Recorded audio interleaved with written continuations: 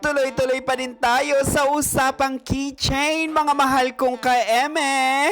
Kung mahilig ka sa anything that sparkle, para sa'yo ang keychain na ito. Apaka-perfect nito pang giveaways, pang regalo, or para sa inyo na din.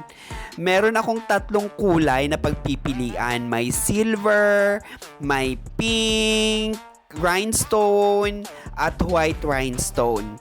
Tignan mo naman ang gawa, napakapulido, 'di ba? Pwedeng-pwede mo itong gawing keychain, mga ka-eme. Pero kung kagaya mo ako, nilagay ko na din ito sa bag ko. Ginawa kong bag tag ang keychain na ito.